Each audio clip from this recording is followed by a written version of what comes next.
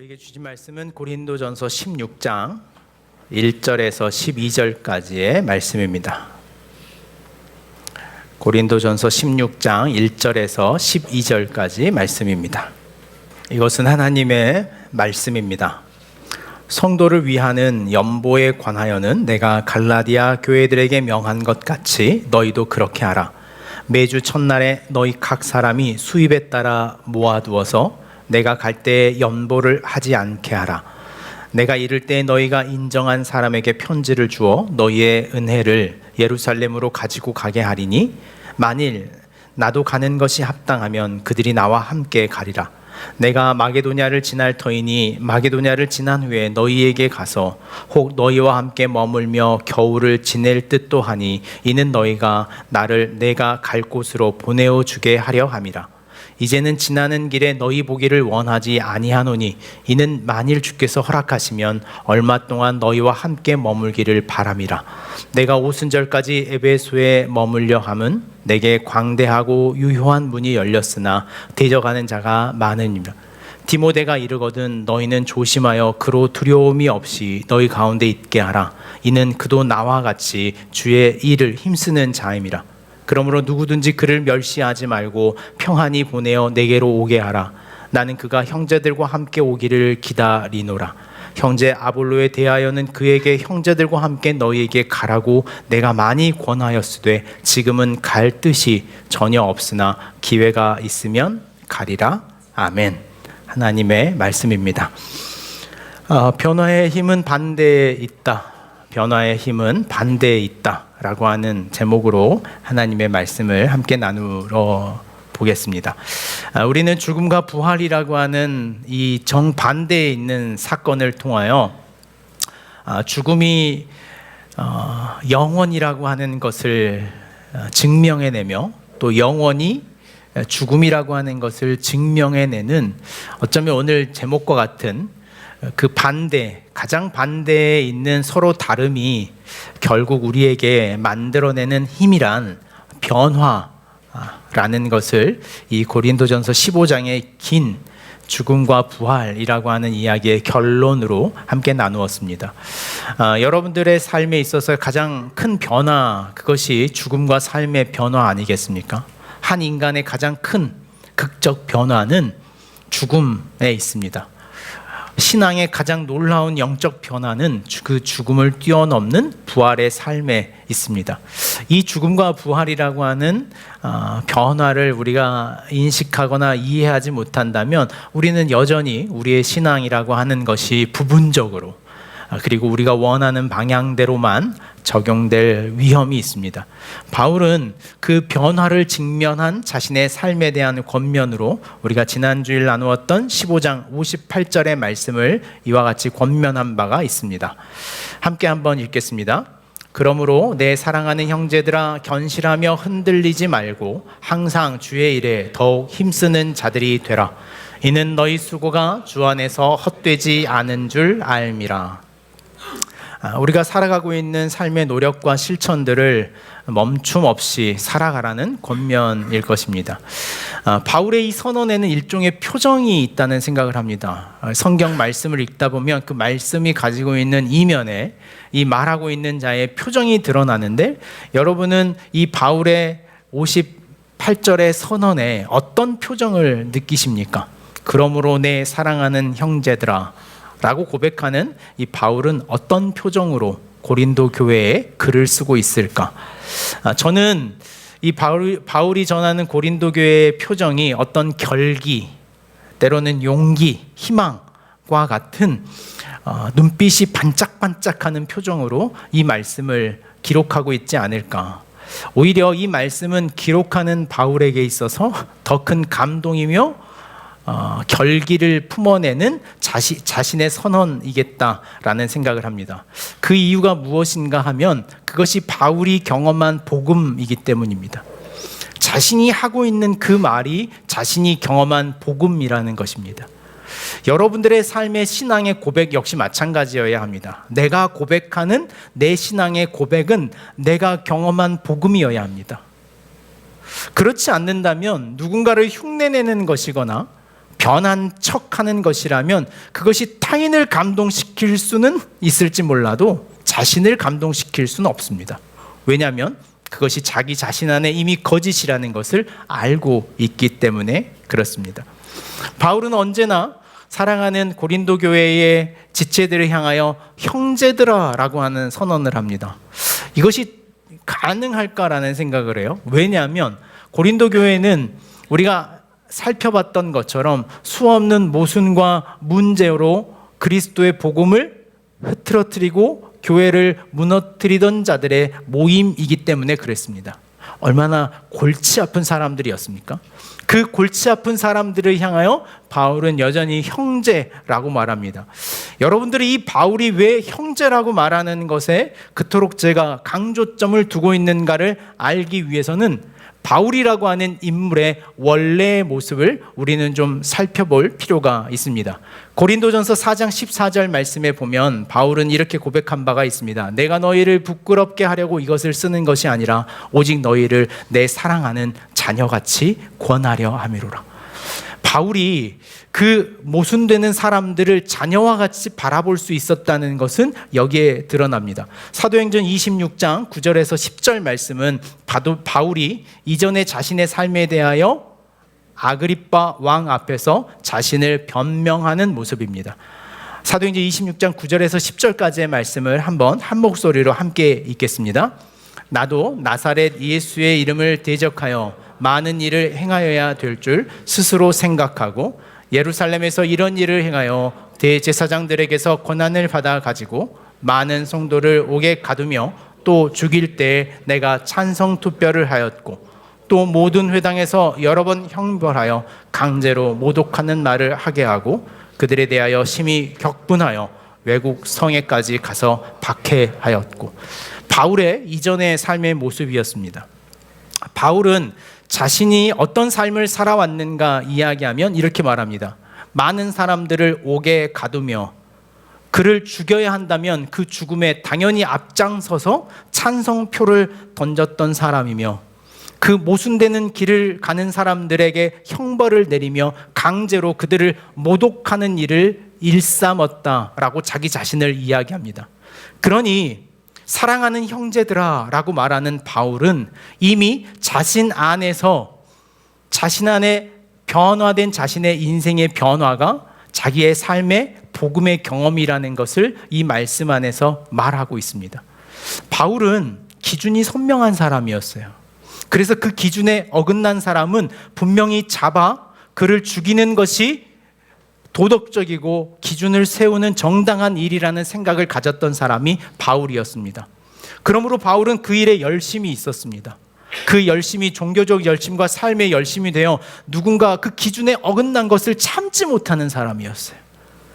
누군가 그를 반드시 가르쳐야 하고 그 가르친다는 것은 결국에 더 큰 기준을 지키는 일이라고 하는 그의 인식 속에 그것이 때로는 누군가의 생명을 빼앗는 일이 될지라도 기준을 지키는 것이 합당하다는 결연한 마음을 가지고 살아가던 바울이 이제는 고린도 교회 안에 그 질서 없이 무질서하게 살아가는 그들을 향하여 형제라고 부릅니다.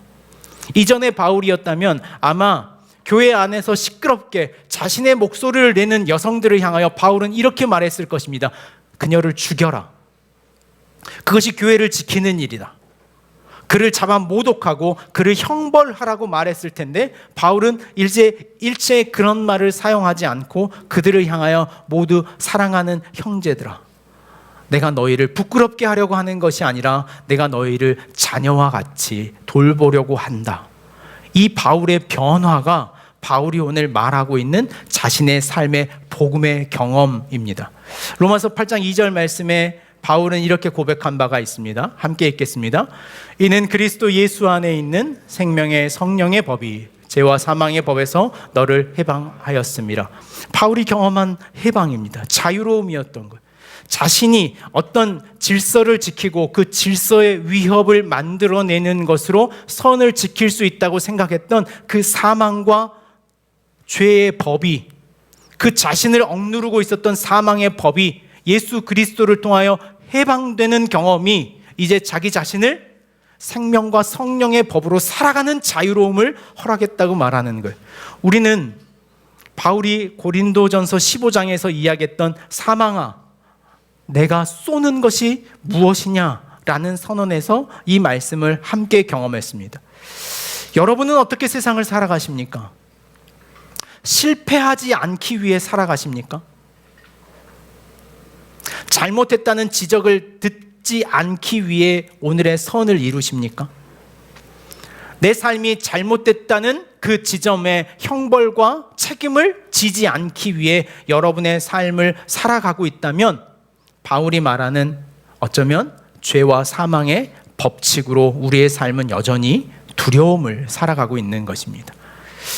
자신의 삶에 대한 두려움이 지배하는 인생이 아니라 자신의 삶이 영원한 삶으로 초대하시는 하나님의 희망으로 오늘의 삶을 살아갈 수 있다는 것, 그것이 성령과 생명의 법칙, 그 삶의 전환, 그 변화, 그 극명의 변화가 바울이 경험한 사람을 대하는 태도의 변화였고 자신의 인생을 바라보는 삶의 변화였어요. 오늘 복음이 우리 안에서 경험되지 않는다면 여전히 우리는 세상에 대하여 똑같은 방식으로 저항할 수밖에 없어요. 제가 지난주에 한 권사님을 만났는데 그 권사님과의 대화 중에 이런 대화가 있었습니다. 이제 이쯤 되니 무엇을 소유하고 더 갖는다는 것이 별 의미 없다는 생각을 합니다. 물질을 좀 더 갖는 것, 권력을 좀 더 갖는 것, 어떤 사회적 위치를 갖는다는 것이 그렇게 크게 제 삶에 도전이 안 된다는 것을 느끼며 참 자족하는 법을 배워가는 과정인 것 같습니다 라고 했더니 그 권사님이 동의하시는 거. 맞아요, 맞습니다. 맞는데 그렇기 때문에 저도 제 주변에 있는 어떤 돈을 많이 번다는 사람, 성공한다는 사람의 이야기가 귀에 들리지 않습니다 하며 끝났으면 좋았을 텐데 그 뒷말을 이렇게 붙이는 거예요. 예수도 모르는 것들이. 우리 신앙이 그들과 견주어 그들보다 못한 우리의 삶을 다만 예수를 믿지 않은 그들의 불쌍함으로 다시 연결한다면 우리의 복음은 복음이 아니에요. 우리의 복음은 복음이 될 수 없습니다. 그것은 여전히 우리 안에 죄와 사망의 법칙이 여전히 유효한 우리의 삶의 형태를 말하고 있는 거예요. 그들이 어떤 잘못된 길, 최종의 나보다의 더 연약함과 나보다 더 낮음을 갖고 있기에 내가 그들보다 낫다라고 생각하는 것은 복음이 될 수 없어요. 우리는 결과적으로 그 의식 속에 신앙을 가지려고 합니다. 우리는 이 땅에서도 잘 살고 죽어서도 천국에 가는 것이 마치 최고의 우리의 목적인 것처럼 의식할 때가 있어요. 그것이 우리의 신앙을 대답해 주진 않습니다. 사회는 질서와 규칙이라고 하는 사회적 울타리가 오늘 우리의 사회적 문제를 지킬 수 있다라고 말합니다. 그것은 일종의 사실일 수도 있습니다. 우리가 어제도 제가 교회 사역을 하려고 양림동에 한 곳에 주차를 잠시 했는데 여러분들도 많이 사용하실 텐데 그 휘슬이라는 카카오 어플, 이 카카오 채널이 하나 있잖아요. 거기에 차량을 등록해 놓으면 이 주차 금지 구역에 주차를 하면 카카오에서 연락을 해줘요. 이 주차 금지 구역에 이 법적 조치가 이행될 확률이 있습니다. 이렇게 알림이 오는 거예요. 제가 잠시 인쇄물을 찾으려고 멈춰 있는데 앞에서 카메라가 이렇게 돌아가더라고요. 그러면서 제 차를 비추는 느낌이 있어요. 그래서 아마 나를 찍겠구나. 그것이 나를 찍고 이내 카카오톡에서 연락이 왔어요. 이게 단속이 될 위험에 있으니 빨리 그 자리를 떠나십시오. 저는 이 사건 안에서도 이런 걸 경험하는 거예요. 우리가 그 금지 구역을 정차하지 않아야 할 선한 목적으로 그 일을 하는 것이 아니라 우리가 삶을 선하게 살아가는 이유는 그 일로 통하여 당하는 불이익, 벌금, 그 법적인 제재가 우리의 삶을 선량한 길로 세워갈 수 있다라고 말하는 것이 법과 질서의 원칙이에요. 그것이 두려움의 방식입니다. 여러분 혹시 어린이 보호 구역에 잘못 주차해 본 경험 있으십니까? 이 어린이 보호 구역에 잘못 주차하면 벌금이 12만 원이에요. 어린이 보호, 어린이를 보호하는 우리의 어떤 선의와 목적을 만들어낼 수 있는 법은 없는 거예요. 다만 세상의 규칙과 질서라고 하는 것은 그것을 두렵게 하여 그 선이라고 하는 질서를, 그 자리를, 책임을 넘어서지 않게 하는 것, 그러므로 그 질서와 법칙은 선을 만들어낼 수 없다는 것을 바울은 자신의 삶을 통해 경험한 거예요.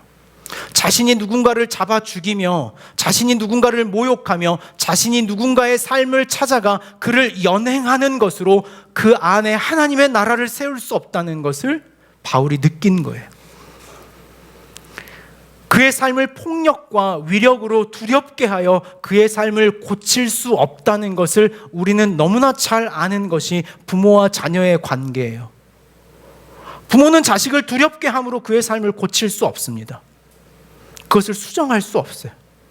여러분, 그것은 사랑이라고 하는 단어 안에 담을 수 없는 우리의 삶의 이야기입니다. 가장 위대한 선, 그 하나님의 창조의 질서 안에는 오늘 그러므로 우리가 가져야 할 무엇인가가 있는 거예요. 예수 그리스도를 믿는 믿음의 기준, 예수 그리스도를 믿는다라고 하는 것은 우리의 삶의 어떤 기준을 만드는 것이 아니라 방향성을 갖는 문제라는 것을 바울은 이 말씀을 통하여 이야기하고 있는 것입니다. 제가 예전에 한번 여러분들에게 소개했던 이 사회적 개념 하나가 있는데요. 그게 뭐냐면 더미의 역설이라고 하는 개념입니다. 예전에 제가 샌델 교수의 공정하다는 착각이라는 책을 다룰 때 한번 소개했던 개념인데요. 어떤 더미는 이 사회학에서는 이 개념을 설명하기 위해서 대머리라고 하는 군을 인용을 했는데, 더미나 대머리 같은 모호한 술어, 여러분들이 담아놓아야 할 개념은 모호한 술어입니다.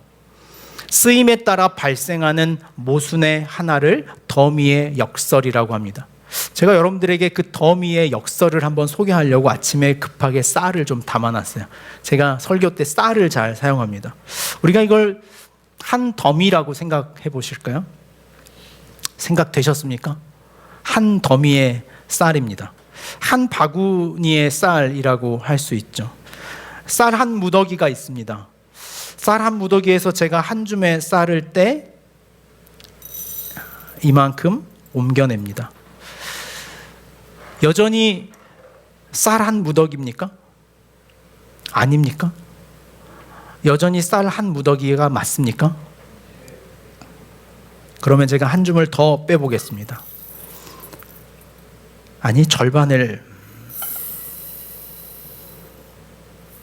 여전히 이것은 쌀 한 무더기 맞습니까?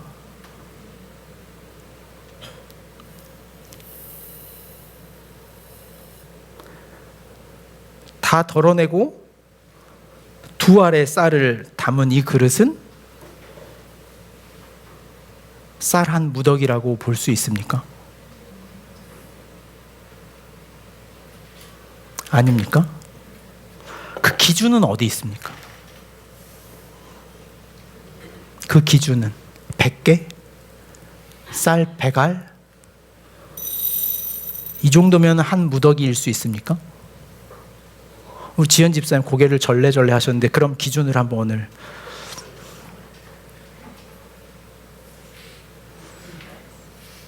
기준도 없습니까? 기준도 없는데 우리는 왜 이걸 한 무더기라고 부를까요? 사회적으로 더미의 역설이라고 하는 것은 이와 같은 개념을 우리에게 말해줍니다. 예를 들어서 이런 겁니다. 여러분들, 우리가 이걸 신앙적으로 생각한다면 우리 교회 안에서 신앙의 어떤 규칙을 만들어 놓고 10가지의 신앙의 규칙을 일주일 동안 다 지키면 다음 주에 시상을 한다는 어떤 기준으로 하나 만드는 거예요. 매일 성경을 묵상하고 기도하는 시간, 그리고 서로에게 사랑의 고백을 하는 여러 가지 체크리스트를 10가지 다 완성하면 그에게 은혜의 선물을 주는 규칙을 만든다는 거죠. 일주일이 지났습니다. 일주일이 지나고 와서 10개를 다 이룬 사람을 시상을 하고 있는데, 10개를 다 이룬 사람을 시상할 때 가장 마음에 애잔한 사람은 누굴까요? 9개를 이룬 사람이에요. 9개를 이룬 사람이 얼굴이 울상이 되는 거예요. 그래서 묻는 거예요. 제가 왜 그렇게 울상입니까? 제가 다 이룰 수 있었는데 그날 일이 너무 많아 하나를 못 이루었습니다. 그러자 회중들이 동의하는 거예요. 그에게도 은혜의 선물을 주기로 하죠 라고 9개를 이룬 사람을 한 사람을 세워 그를 불러 선물을 줬더니 한 2-3명이 다시 표정이 어두워지는 거예요. 어떤 사람일까요? 9개를 이루고도 표정을 지켰던 사람들이겠죠. 결국에 그들을 다 불러내고 9개 있는 사람을 선물로 다 나눠줍니다. 그랬더니 얼굴에 표정이 어두워지는 사람이 또 나타나는 거예요. 누굴까요? 8개를 이룬 사람. 기준이라는 것, 오늘 우리가 많이 착각하고 있는 한 가지 사실은 어떤 기준이 명확해지면 우리 삶이 선명해질 거라는 착각을 갖는 거예요. 어떤 사회의 기준이 명확해지면 그 사회는 안전해질 거라는 착각이며, 기준이 명료해지면 자신의 신앙이 세워질 거라고 착각하는 우리의 신앙의 태도가 있다는 거예요. 기준의 모호함, 이야기했던 것처럼 모호한 수로 속에 우리의 신앙을 감추기도 하더라는 거예요. 하나님의 사랑이라는 모호한 수로 속에 우리의 삶의 일상의 무너짐과 연약함과 방임과 해야 할 책임까지도 묻어버리는 것이 모호한 수로의 함정이에요. 역설이에요. 하나님 날 이해하시겠지라고 하는 그 모호한 수로 속에 자신이 해야 할 책임, 자신이 해야 할 진정한 역할까지도 모두 담아내는 것. 이 정도는 하나님 참아주시겠지, 이 정도는 하나님 괜찮겠지, 이 정도는 하나님의 사랑이라는 이야기 안에 담겼겠지라고 하는 모호한 수로 속에 자신의 신앙을 다 감추어 버리는 것, 이것이 우리가 여전히 가지고 있는 더미의 역설이라는 생각을 해요. 여러분, 기준은 뭡니까? 기준은 우리의 삶을 지키는 것이 아니라, 그러므로 바울 역시 신앙의 기준을 제시하고 있는 것이 아니라 신앙은 방향성이라는 이야기를 오늘 하고 있는 거예요. 반대의 방향으로 우리의 삶을 전환하는 것, 그것이 변화라고 말하는 것입니다. 기독교 신앙은 그런 측면에서 중요한 2가지 개념 하나를 대꾸로 사용하는데, 그것이 무엇이냐면 득도라는 개념과 구도라는 개념이에요.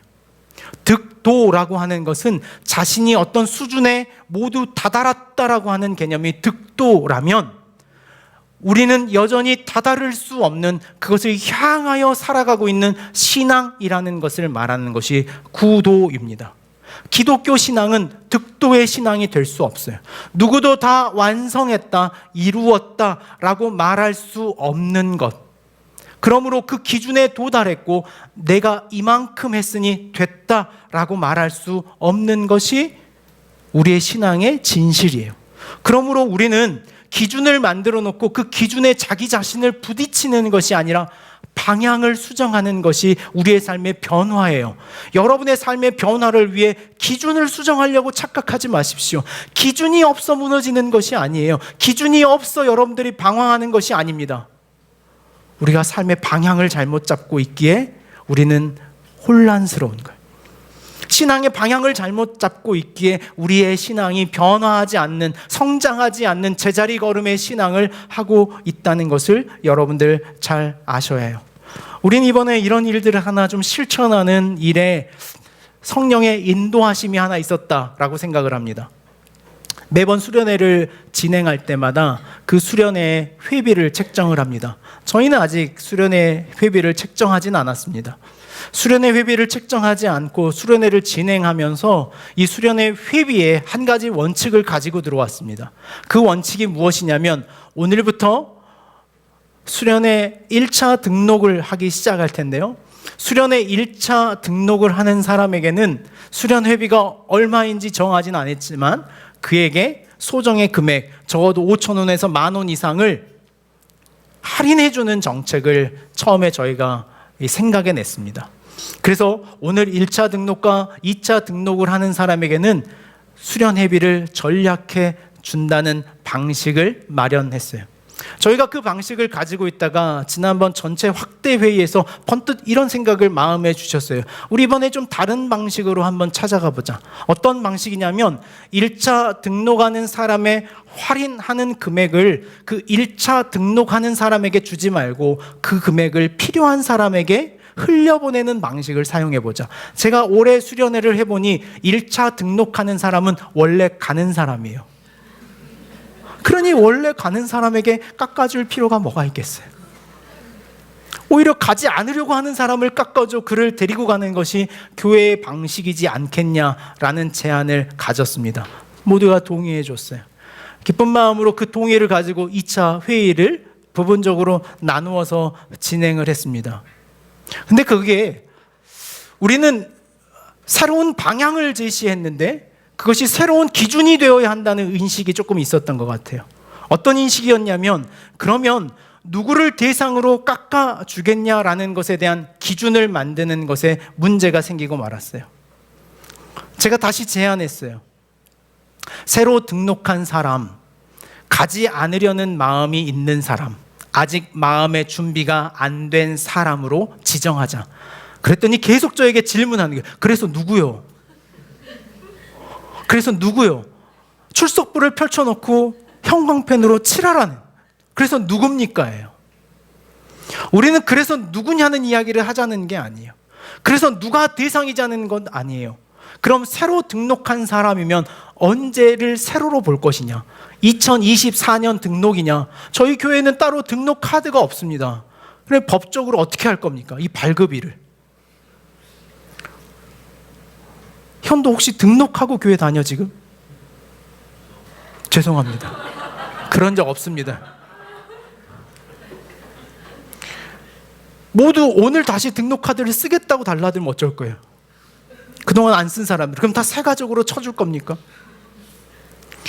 또 한 가지, 가려고 하는 마음이 약한 사람에게 후원을 한다고 했더니 제가 좀 가기 싫은 마음이 있는 것 같은데요 라고 다 들고 나오면 그럼 우리가 누가 누구를 도와야 합니까? 우리는 우리의 신앙의 방식에 교회라고 하는 삶의 원칙에 기준을 만들자는 것이 아니라 우리의 방향을 제시하자는 거예요. 방향을 만들어가는 일에 우리의 삶을 제시하고 찾아가는 것, 그것이 교회가 해야 할 일이며 우리가 실천해야 할 일이라는 거예요. 모호한 수로 속에 숨지 마십시오. 여러분의 신앙을 이 모호한 개념 속에 담지 마십시오. 일전에 청년들과 대화하면 목사님 10의 1조가 뭡니까에 모호한 수로를 만들어내는 방식이 있어요. 새 전인지 새 후인지. 월급을 받지 않는 사람에게 있어서 11조는 어떻게 해야 되는 것인지, 공과금은 빼고 11조인지 아니면 다 포함한 11조인지. 여러분 모호한 수로에 숨지 마십시오. 방향이에요. 방향. 그 모든 것이 하나님께서 제게 허락하셨음을 고백하는 것이 헌금이지 10의 1이라고 하는 법적 제재의 규칙을 가지고 덤비는 것이 헌금이 아니에요. 우리가 신앙하는 것, 기도하는 것 역시 마찬가지예요.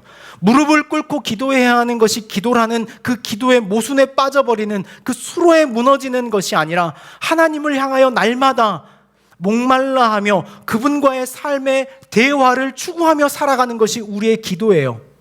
말씀을 묵상하는 것도 여러분 마찬가지예요.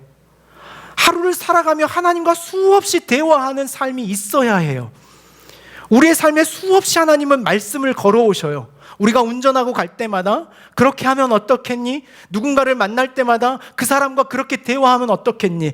퇴근하고 정말 힘들어 있지만 나를 향하여 서 있는 엄마에게 힘든 짜증나는 표정이 아니라 엄마 다녀왔어요 라고 그 기다리는 엄마를 한번 안아주면 어떻겠니? 라고 수없이 하나님은 우리에게 음성하셔요. 그 사람에게 그렇게 표정 짓지 말고, 그 사람에게 그렇게 말하지 말고, 한숨 쉬지 말고, 길 가는 쓰레기 떨어져 있으면 줍고. 하나님 수없이 우리에게 살아가면서 말씀하셔요. 그 수많은 그 말자락을 가지고 살아가다가 하나님의 말씀 앞에 섰을 때 비로소 말씀하시는 하나님의 음성을 듣는 거예요. 근데 여러분, 그것과 전혀 상관없이 아침에 큐티를 해야 하고 말씀을 묵상해야 한다는 것이 하나님과의 일체 아무런 대화 없이 성경을 펼쳐놓고 이제 하나님 말하세요. 지금만 당신에게 기회가 있습니다. 지금 안 하면 저 안 듣습니다. 마치 그것이 어떤 기준인 것처럼 그 시간 말씀하십시오라고 말한다면 우리는 이 성경 말씀 안에서 도무지 말씀하시는 하나님을 만날 수가 없어요. 우리의 수많은 삶이 하나님과 대화해가는 그 방향 안에서 이 말씀이 우리에게 말씀하시는 것을 듣게 돼요. 기도도 마찬가지예요. 어느 지점에서 갑자기 무릎 꿇어 하나님께 기도하는 것이 아니라 여러분의 일상의 삶의 방향을 늘 하나님과 맞춰 살아오다가 그 맞춰 살아온 삶의 모든 걸음이 기도가 될 때, 무릎을 꿇었을 때 오히려 그 기도의 자리는 여러분에게 말씀하시는 하나님의 소리를 듣는 아멘밖에 할 수 없는 기도의 자리가 될 거예요. 네, 그렇게 하겠습니다. 기도가 얕으면 얕을수록 할 말이 많아지는 것 같아요. 근데 기도가 깊어지면 깊어질수록 하나님 앞에 무릎을 꿇으면 네라는 말밖에 할 게 없어요. 네, 그렇게 하겠습니다. 네, 그렇게 따라가겠습니다. 이게 깊어진 기도의 방향이에요. 그게 여러분들이 늘 모호해하는 기도와 말씀 묵상이에요. 방향이에요, 방향. 여러분에게 말씀을 묵상하라는 것은 삶의 방향을 그렇게 가져가라는 거예요. 기도하라는 것은 하나님을 향한 방향을 그렇게 설정하라는 거예요. 제가 이 말씀을 준비하고 있는데 어제 저녁에 저 안에 그 기적의 방향이 무엇인지를, 삶의 방향이 무엇인지를 경험하는 사건을 마치 예정하셨던 것처럼 이루어내셨어요. 어제 제가 말씀을 준비하고 수련회를 준비하면서 몇몇 사람들과 이렇게 이런저런 이야기, 국빈 집사님과 올라오는 길에 플랑을 설치하고 막 땀을 흘리고 준비하던 그 자리의 끝자락에 하나님 이런 경험을 하게 하시는 거예요. 한 형제가 찾아왔어요. 저에게 찾아와서 할 말이 있다는 거예요. 제가 그 형제가 찾아오기 전까지 몇 가지 제 마음에 보자고 하는 이야기를 들었을 때 예측했던 게 있어요. 몇 가지겠다. 어떻게 살아갈지, 또 수련회 몇 가지의 제안들, 또 어떻게 했으면 좋겠다는 이야기들을 하지 않을까라는 어떤 예측을 가지고 앉아 있었어요. 약속 시간이 됐습니다. 약속 시간이 돼서 형제가 제 방에 들어왔어요. 들어와서 몇 가지 이야기를 하다가, 목사님, 제가 오랜 기도와 또 주시는 마음에 대한 응답을 가지고 혼자 고뇌하다가 한 가지 결정을 내렸습니다 라면서 저에게 이렇게 작은 봉투 하나를 내미는 거예요. 그의 봉투에 이렇게 기록되어 있습니다. 이번 수련회와 준비 과정을 통해 단 한 명의 성도라도 주님과 가까워지고 은혜가 넘쳐 삶의 이유가 세상의 유혹이 아니라 주님처럼 살아가기로 다짐할 수 있는 기쁨으로 변화되는 시간이 되기를 소망합니다 라면서 봉투 하나를 저에게 내밀었어요. 근데 제가 처음에 이걸 받기 어려웠어요. 제가 상상했던 일과 방향이 아니었기에 받을 수 없었어요. 이 재정을 마치 오늘의 말씀이, 오늘 말씀하려고 하는 것이 무엇인지 먼저 저를 만지시는 것 같은 느낌에 제가 이 무게를 감당할 수가 없었어요.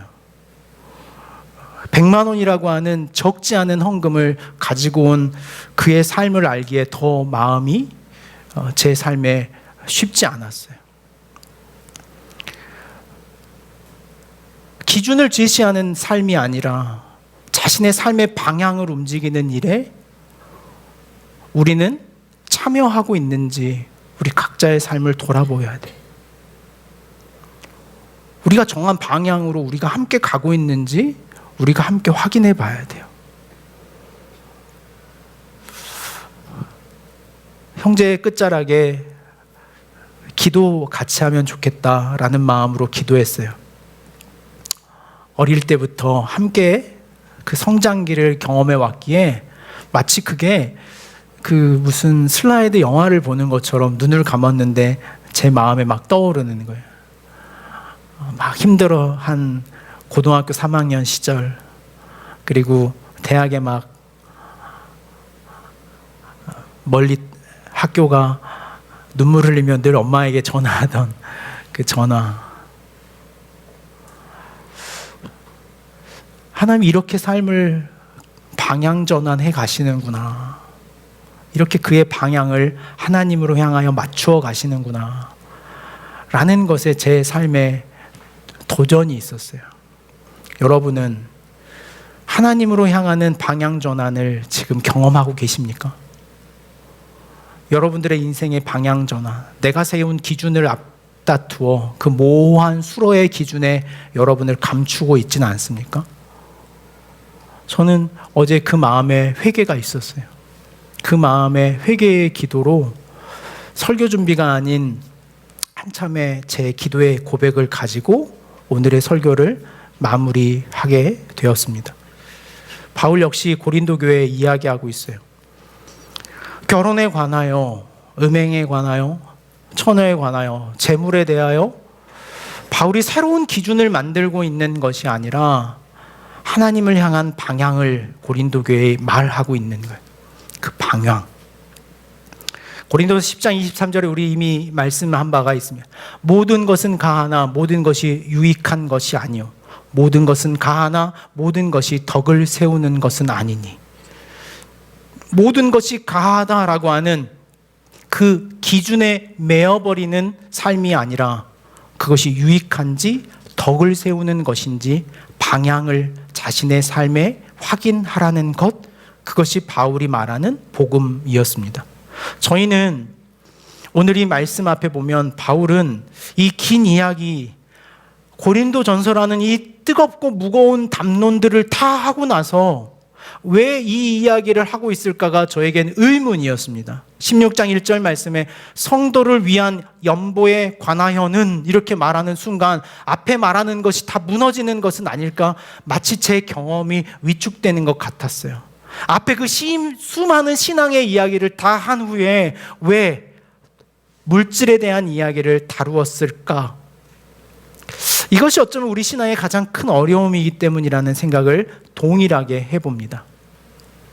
우리의 삶의 방향은 여러분들이 쓰고 있는 물질의 방향과 같다고 생각을 해요. 우리가 쓰고 있는 시간의 방향, 어디에 쓰는 것은 아깝지 않지만 어디에 쓰는 것은 무척 아깝다는 것은 우리의 삶의 방향성을 보여주는 가장 중요한 기준이기에 바울은 이 이야기를 하는 것 같습니다. 여기에 등장하는 연보라고 하는 단어는 컬렉션이라고 하는 영어 단어로 번역됩니다. 자기의 재물을 내어 다른 사람에게 도와줌, 버릴 연자에 보충할 보자를 씁니다. 내 걸 버려 타인을 도와준다라는 방식이에요. 타인을 향한 우리의 삶의 방식입니다. 그것이 교회가 가야 할 삶의 방식이라는 것이죠. 우리는 페이스뱅크라고 하는 것을 저희 교회 안에서는 이런 연보의 방식으로 합니다. 이것은 어퍼링이라고 하는 헌금의 개념과 좀 달라요. 컬렉션이라고 하는 개념을 바울은 말합니다. 내가 오기 전까지 너희 안에서 이 일을 마련해 놔라라는 거예요. 여러분 안에는 타인으로 향하는 방향, 하나님을 향한 이 방향이 남겨져 있습니까? 기억하는 교회가 페이스뱅크라고 하는 것을 통하여 작년에 집행했던 총 금액은 1,500만 원이라는 큰 금액입니다.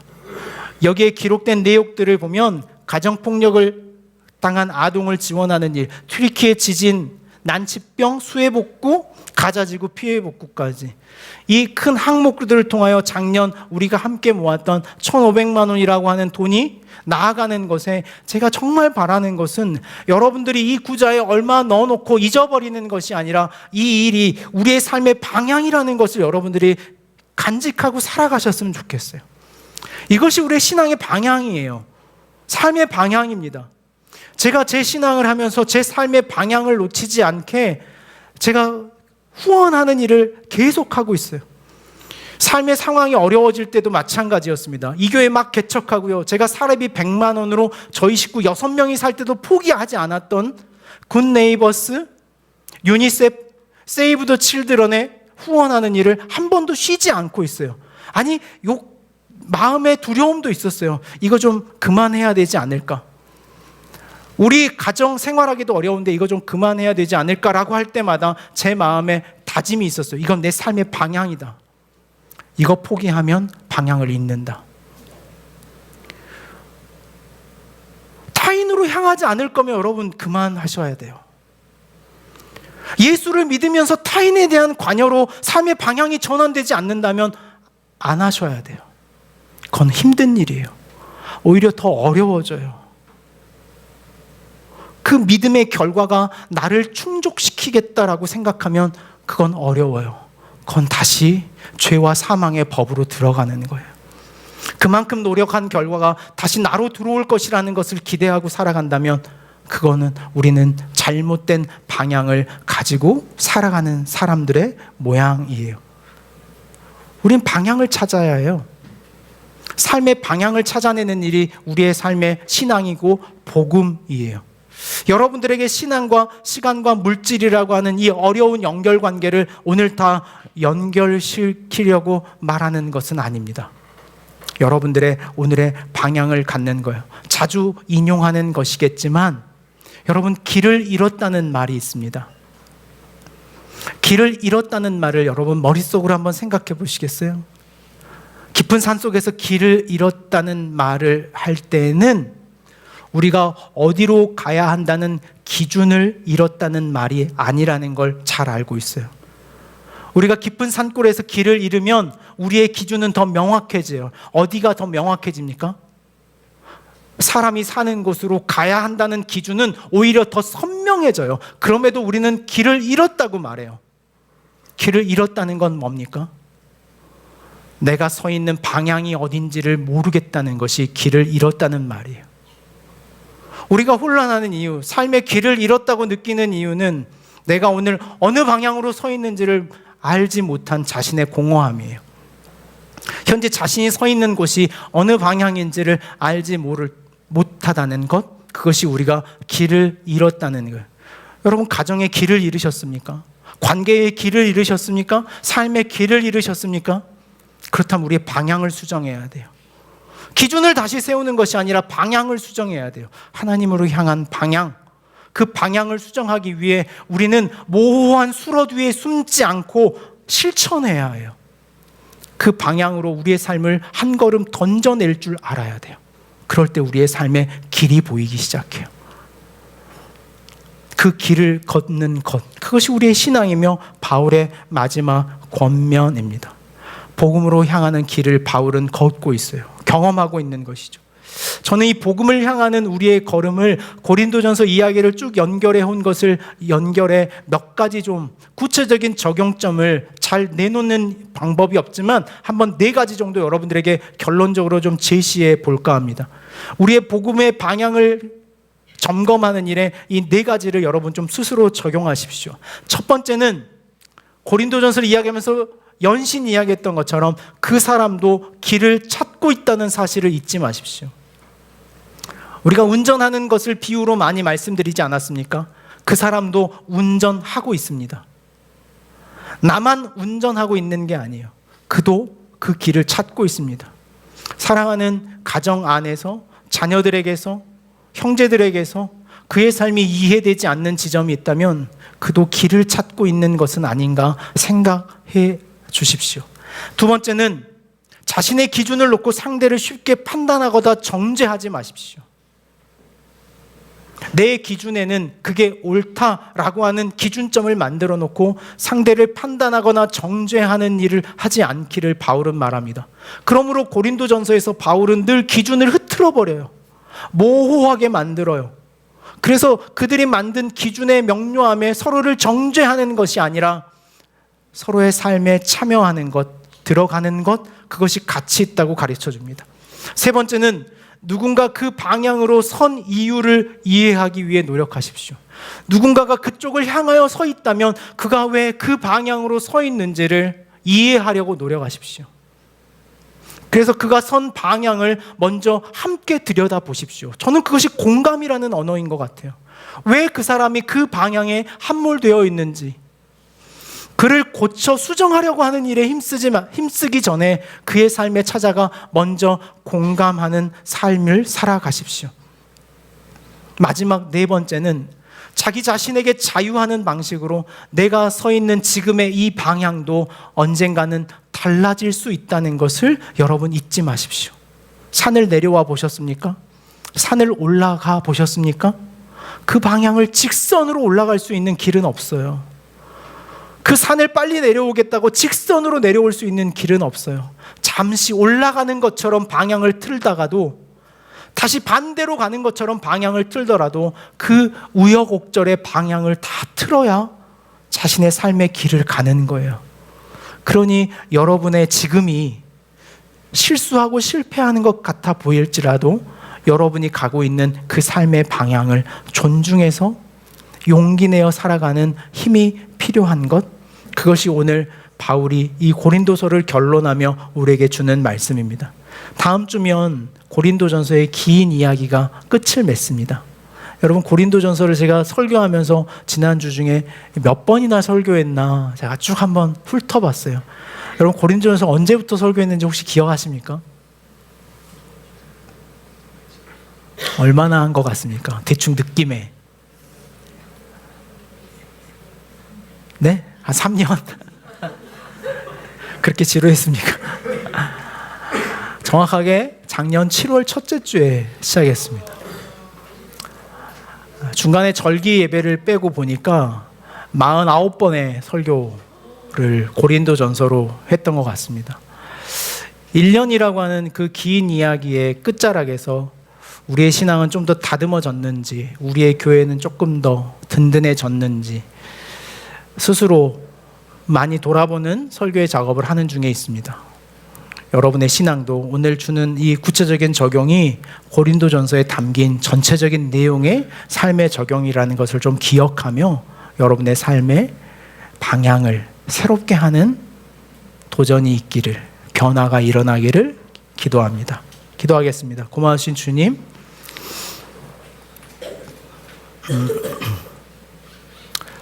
귀한 은혜 일하심으로 이 자리를 채워주시니 감사합니다. 성도를 위한 연보에 관하여 그것이 왜 이토록 중요한 것이었는지, 우리에게 왜 의미 있는 것인지를 다시 봅니다. 오늘 이 믿음의 결단을 앞서 나타낸 한 형제의 고백과 같이 또 그의 삶이 오늘 드려진 이 삶의 이야기와 같이 늘 하나님을 향하여 서는 자가 되게 하시고, 기억하는 교회 역시 우리 모두가 이 믿음에 참여하고 동참함으로 말미암아 하나님을 향한 믿음의 걸음 걸어가는 교회 되게 하여 주옵소서. 우리 주님 예수님의 이름으로 기도하옵나이다. 아멘.